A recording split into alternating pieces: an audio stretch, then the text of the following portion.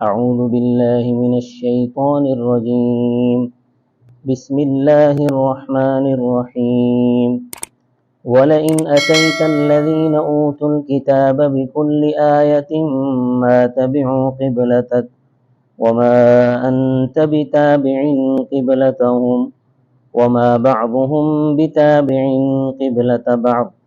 وَلَئِنِ اتَّبَعْتَ أَهْوَاءَهُمْ مِنْ بَعْدِ مَا جَاءَكَ مِنَ الْعِلْمِ إِنَّكَ إِذًا لَمِنَ الظَّالِمِينَ الذين آتيناهم الكتاب يعرفونه كما يعرفون أبناءهم وإن فريقا منهم ليكتمون الحق وهم يعلمون الحق من ربك فلا تكونن من الممترين صدق الله العظيم ولئن أتيت الذين أوتوا الكتاب، اور اگر آپ دیں ان لوگوں کو جن کو کتاب دی گئی، یعنی یہود و نصارہ کو، بکل آیت، ہر قسم کی نشانی، یعنی ہر قسم کی نشانی اگر آپ صلی اللہ علیہ وسلم ان یہود و نصارہ کو دکھائیں، ما تبعوا قبلتک، یہ لوگ آپ کے قبلے کی پیروی نہیں کریں گے، اس لیے کہ ضد اور ہٹ دھرمی کا تو دنیا میں کوئی علاج ہی نہیں۔ اب یہ لوگ جو آپ کے قبلے کو نہیں مان رہے، یہ در حقیقت ضد اور ہٹ دھرمی کی وجہ سے نہیں مان رہے، جہالت نہیں ہے۔ وَمَا أَنْتَ بِتَابِعٍ قِبْلَتَهُمْ، اور آپ ان کے قبلے کی پیروی نہیں کر سکتے۔ آپ صلی اللہ علیہ وسلم اور مسلمان ان کے قبلے کی پیروی اس لیے نہیں کر سکتے کیونکہ اللہ تعالیٰ کا حکم ہے کہ کعبۃ اللہ کی طرف رخ کر کے نماز پڑھو، اور کیونکہ مسلمان اور آپ صلی اللہ علیہ وسلم اللہ کے حکم کے پابند ہیں۔ وَمَا بَعْضُهُمْ بِتَابِعٍ قِبْلَةَ بَعْضٍ، اور ان میں سے بھی بعض کے قبلے کی پیروی نہیں کرتے، ہر ایک کا الگ قبلہ بنا ہوا ہے۔ یہود مسجد اقصیٰ کے اندر جو ایک چٹان ہے جسے صخرہ بیت المقدس کہا جاتا ہے، یہود کا وہ قبلہ تھا، اور اس چٹان سے مشرق والا حصہ وہ عیسائیوں کا یعنی نصرانیوں کا قبلہ تھا۔ یہود اپنے قبلے پر مصر تھے اور نصرانی اپنے قبلے پر مصر تھے۔ ہجرت کے 9ویں سال نصارہ کا ایک وفد آپ صلی اللہ علیہ وسلم کے پاس آیا جو کہ نجران کے نصارہ تھے، وہ تقریباً 60 آدمی تھے۔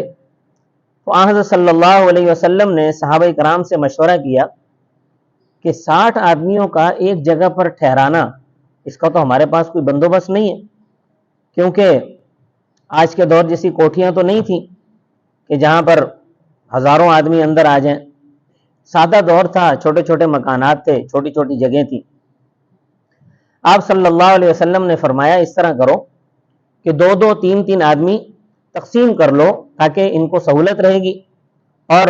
تم بھی آرام سے رہو گے، یعنی عیسائیوں کو بھی سہولت رہے گی اور صحابہ کرام بھی آرام سے رہیں گے مسلمان۔ تو آپ صلی اللہ علیہ وسلم نے وفد والوں کے سامنے یہ بات ارشاد فرمائی کہ بھائی دیکھو، ہم غریب لوگ ہیں، ہمارے پاس کوئی اتنا بڑا مکان نہیں ہے کہ ہم 60 آدمیوں کی رہائش کا انتظام کر سکیں، اس لیے ہم 2 3 کر کے تقسیم کر دیں گے اور اس طرح ہم تمہاری مہمان نوازی کریں گے۔ وہ کہنے لگے کہ نہیں، ایسا تو نہیں ہوگا، ہم تو اکٹھے رہنا پسند کریں گے۔ ان پادریوں نے یہ خیال کیا کہ یہ جو ہمارے لوگ ہیں، یہ جو ہماری بھیڑیں ہیں، یہ ہم سے جدا نہ ہو، اگر یہ ہم سے جدا ہو گئی تو کہیں ایسا نہ ہو کہ یہ مسلمانوں سے متاثر ہو جائیں اور ہمارا اثر ان سے ختم ہو جائے۔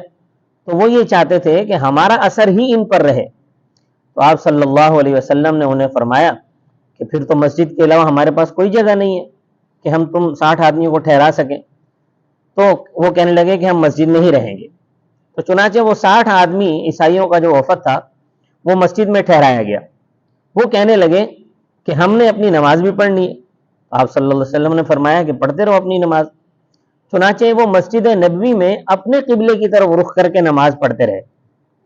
2 3 دن وہ اسی طرح رہے۔ آپ صلی اللہ علیہ وسلم نے صحابہ کرام سے فرمایا کہ ان کو کچھ نہ کہو، بلکہ یہ جو کچھ کرتے ہیں ان کو کرنے دو۔ اللہ تعالیٰ نے فرمایا کہ آپ ہر قسم کی نشانی ان کے سامنے پیش کریں، یہ مقرر ہے۔ ما تبعوا قبلتک، وہ آپ کے قبلے کی پیروی نہیں کریں گے، وما انت بتابع قبلتہم، اور نہ آپ ان کے قبلے کی پیروی کر سکتے ہیں اس واسطے کہ آپ ہمارے حکم کے پابند ہیں، وما بعضهم، اور نہیں ہے بعض ان کے بتابع قبلۃ بعض پیروی کرنے والے بعض کے قبلے کی، ولئن اتبعت اہواءہم، یہ آپ صلی اللہ علیہ وسلم کو خطاب کر کے آپ صلی اللہ علیہ وسلم کی امت کو سمجھایا جا رہا ہے۔ کیا فرمایا جا رہا ہے؟ وَلَئِنِ اتَّبَعْتَ أَهْوَاءَهُمْ، اور اگر بالفرض آپ نے پیروی کی ان کی خواہشات کی، مِن بَعْدِ مَا جَاءَكَ مِنَ الْعِلْمِ، بعد اس کے کہ آپ کے پاس علم آ چکا ہے، إِنَّكَ إِذًا لَمِنَ الظَّالِمِينَ، بے شک آپ اس وقت آپ کا شمار ظالموں میں ہوگا۔ ہمارے حضرت مولانا حسین علی رحمۃ اللہ علیہ فرمایا کرتے تھے کہ گفتہ آیت در حدیث دیگراں، بعض دفعہ ایسا ہوتا ہے کہ خطاب کسی اور کو ہوتا ہے اور سمجھانا کسی اور کو ہوتا ہے، تو یہ خطاب تو در حقیقت آپ صلی اللہ علیہ وسلم کو بظاہر کیا گیا ہے، لیکن حقیقت میں یہ امت کو سمجھایا گیا ہے کہ یہود و نصارہ اور باطل فرقوں کی پیروی نہ کرنا، ایسا کرو گے تو تمہارا شمار ظالموں میں ہوگا۔ الذین آتیناہم الکتاب، وہ لوگ جن کو ہم نے کتاب دی، یعنی یہود اور نصارہ، یعرفونہ، وہ اس نبی کو جانتے ہیں۔ جن لوگوں کے پاس، یہود و نصارہ کے پاس چونکہ آسمانی کتابیں موجود تھیں، تورات اور انجیل موجود تھی، تو یہ نبی کریم صلی اللہ علیہ وسلم کو پہچانتے تھے، جیسا کہ اس آیت میں یہی بیان فرمایا گیا ہے، کما یعرفون ابناءہم، جیسے وہ اپنے بیٹوں کو پہچانتے ہیں، یعنی آپ صلی اللہ علیہ وسلم کو وہ ایسے پہچانتے تھے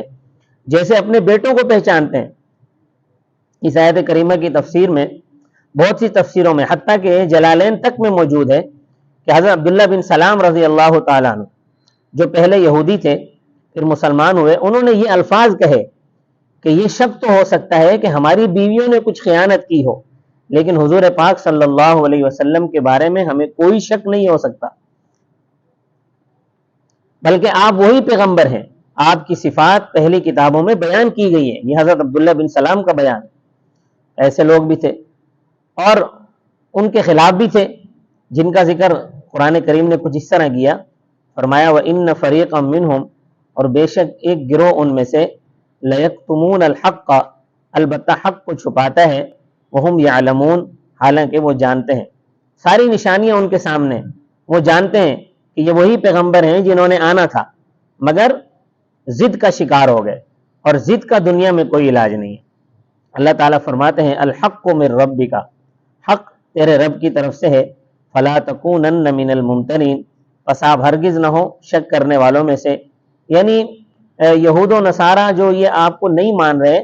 تو آپ ان کے نہ ماننے کی وجہ سے شک میں نہ پڑیں، شک کرنے والوں میں سے نہ ہو جائیں، تردد میں نہ پڑیں، بلکہ آپ دل لگی کے ساتھ، دل جمعی کے ساتھ اپنے کام میں لگے رہیں۔ یہاں بھی خطاب آپ صلی اللہ علیہ وسلم سے ہے، مگر سمجھانا امت کو ہے کہ حق وہی ہے جو رب تعالیٰ کی طرف سے ہے۔ اللہ تبارک و تعالیٰ مجھے اور آپ کو حق سمجھنے کی، سننے کی، سمجھنے کی اور پھر اس پر عمل کی توفیق عطا فرمائے۔ وما علینا الا البلاغ المبین۔